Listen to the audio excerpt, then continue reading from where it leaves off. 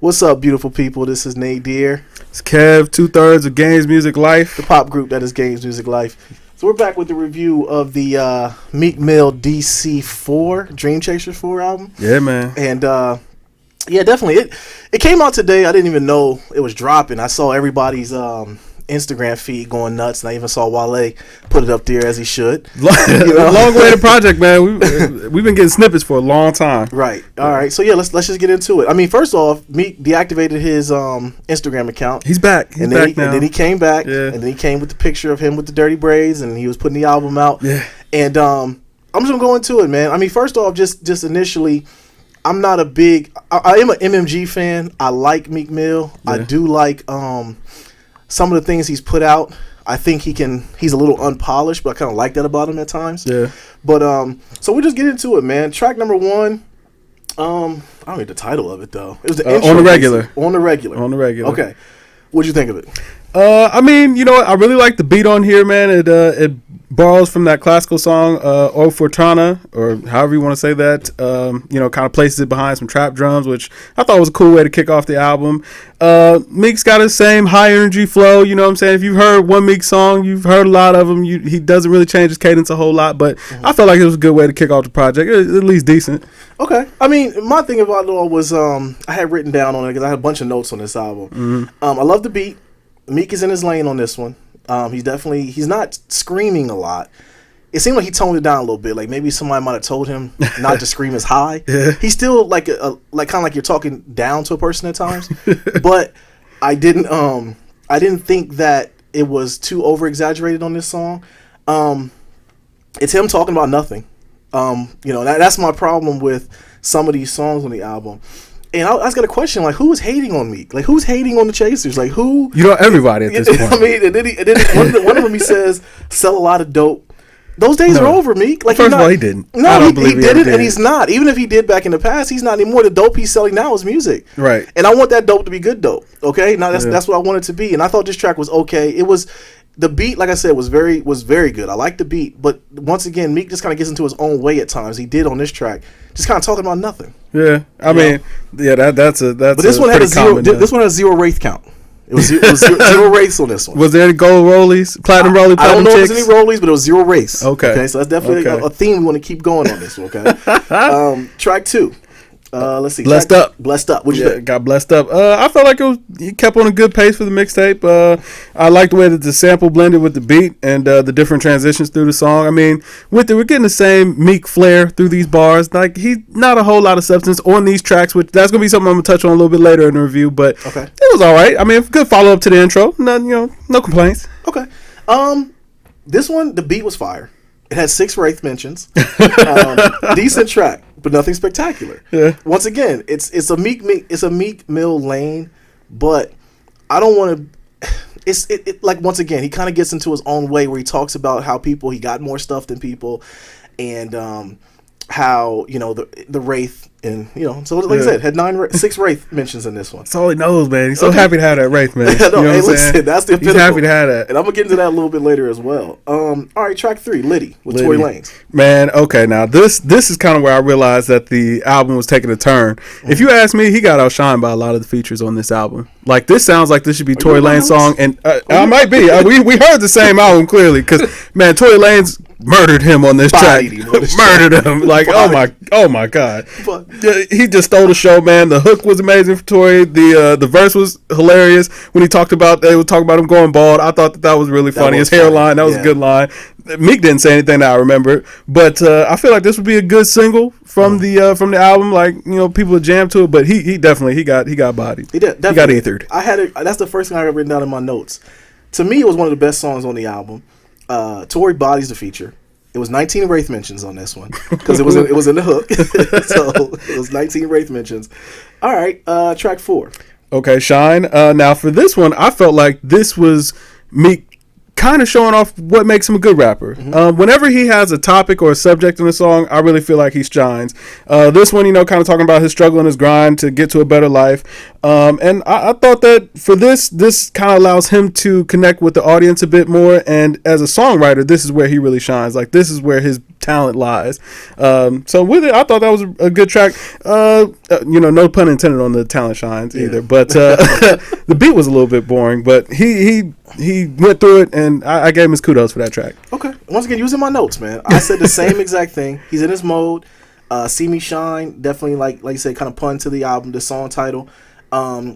He got into the views of where he came from, how he got to his success, what he viewed as success. Sounds good. Let's see. Yeah, one line on here that really stood out to me though.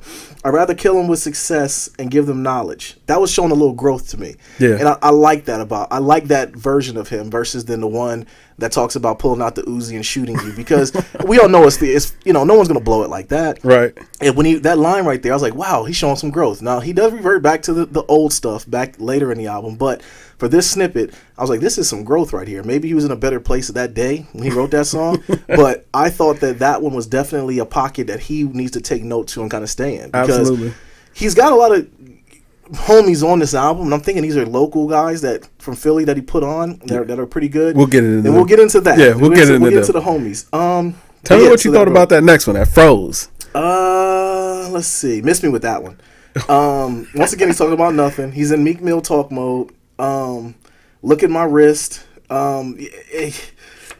No. Yeah. That's a no. Yeah. That's what I gotta say about that one. Now, this is another example to me where the feature stole the show. I felt like Lil Uzi Vert was way better than both Meek and Nicki. Like, first of all, this is one of the worst verses I've heard from Nicki in a while.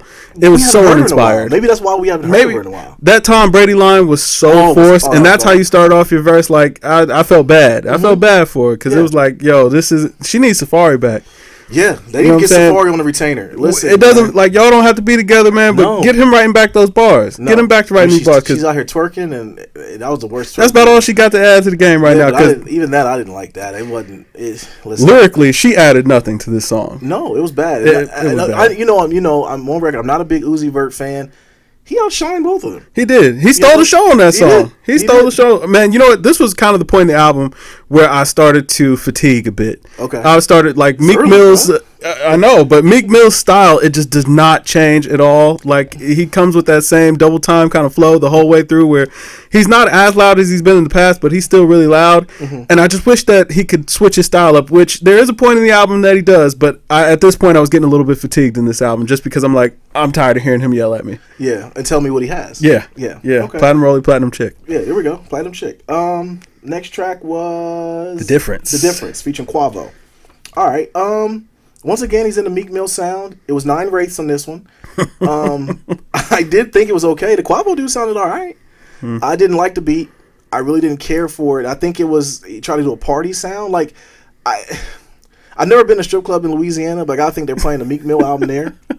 So maybe it'll fit better if I was in that mode or in that area. Yeah. But once again, it was a song I couldn't wait for it to end, to be honest with you. Yeah, for me, this was a bit of a filler song. It's got a super repetitive hook. The beat wasn't very interesting. Like, I literally have in my notes just meh. Yeah. Meh. That's how that song was. Just meh. Meh. Yeah. And you know what? I feel like Designer didn't get his credit on this track because they definitely stole his ad libs through the whole thing. They did. They robbed him. They did. Yeah, Designer's was way out. I mean, I guess he stole Future style, so it's only right to steal from him. It's only right. I mean, but at least give him the credit. At least credit him on the track. Yeah, I get you. Future. If I'm Future, I'm just gonna start doing Designer songs. Might as well. But he only got the one, maybe two if you count Timmy Turner. And Timmy Turner. He's got Tourette's, by the way. But anyways, Blue Notes. Next track. Lights Out. We do one? Oh, I'm sorry. No, Lights Out. Lights Out with Don Q. Yeah. There was one wraith mentioned in the first 9 bars. More Designer clothes talk. Don Q sounded okay. He bodied the song.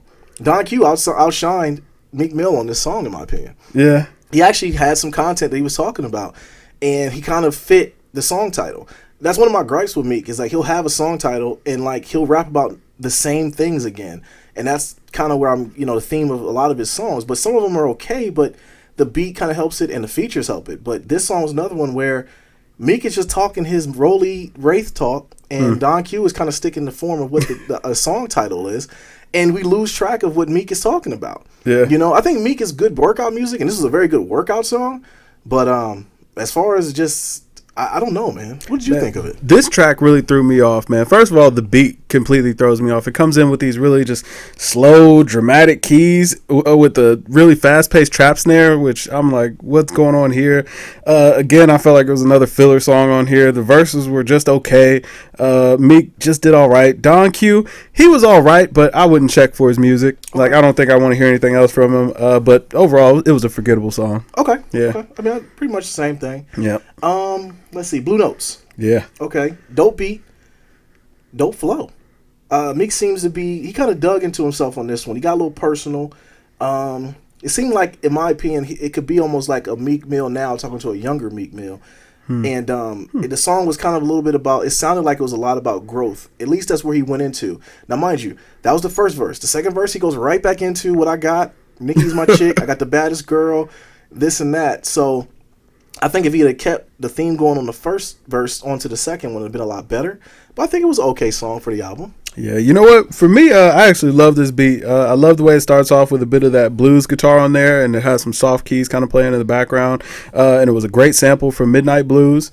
I felt like the soft beat really complemented Meek's up-tempo flow, or his high-energy styles. So the whole track came off surprisingly well. I can't really say that I remember anything that he was saying in the song, but it worked. I definitely felt like the album was picking back up from where it kind of started to taper off on those last 3 or 4 tracks. Okay, I can feel you on that. All right, track 9, Offended, featuring Young Thug and 21 Savage. First off, I'm a 21 Savage fan. Yeah. I find myself walking around the house saying 21, 21, 21. Just saying it out the blue. The dog's looking at me crazy. I really just like the fact that dude embodies his name and everything he talks about, because even his ad-libs while he's rapping through the song is 21. The Young Thug, I'm not really a big Young Thug fan, but he sounds decent on this track. They both sound better than Meek Mill on this song. Yeah.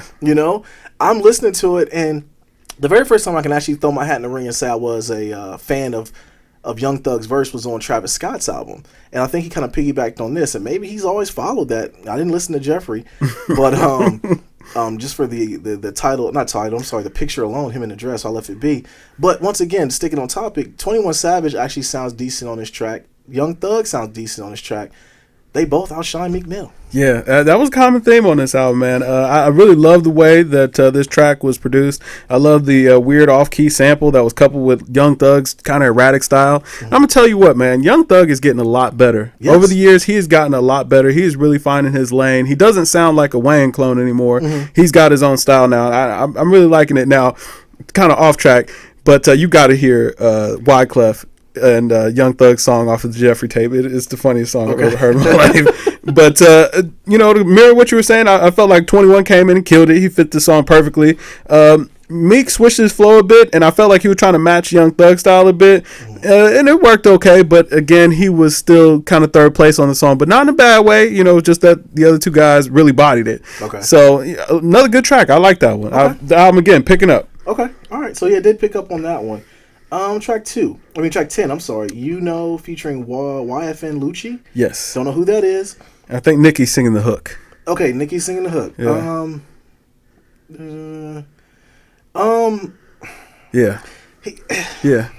Yeah. It's a track where he's talking about he's better than another guy, telling the female why she should pick him versus over Safari. Over Safari. Let's put context to it. How old is Meek Mill? I don't know. But this was some young boy stuff right here, man. I couldn't wait for this song. If I'm a guy, if I'm one of Meek's mans and them, I'm in there telling them this ain't it, player. Yeah. We got to get this up out of there. This is not the track. There was no race in this one though, but it was still. I don't know. Like I just didn't get this song. It didn't fit anything. It didn't fit even his style. It almost like he took a chance trying to do something different. Leave it off the album. It was just an unneeded song. It was a pop song. It was a pop song. Yeah, like when I heard it, I was like, this is a pop song, and it was very boring. And those are my notes on that song. Okay. Very boring pop song. Okay. Get it out of here. Number 11, Way Up, featuring Tracy T. Yeah. I got Blah written down. Yeah, I got just another track. Okay. Boring hook with a typical Meek verse. Nothing to see here. Okay. Tracy T, though, to that note, kind of sounds like Pee Wee Longway. And that was the only thing I really remember from that song or got from that track. Okay. Was that he really reminds me of Pee Wee Longway, and that I would love another Blue M&M's tape. Okay, I know nothing about who you're talking about. We're gonna get you on Long Way Long. Okay, all right. So we'll go ahead and go to the next one then. Yep. 12. That is Two Wrongs featuring Gordon Banks and P. Who's in?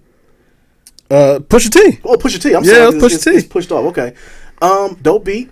I think Meek bodies this. Yeah. I think he definitely gets into his own line. I think he had to. He knew that he was going to be Pusha T on this song. The guy who did the hook was pretty good too.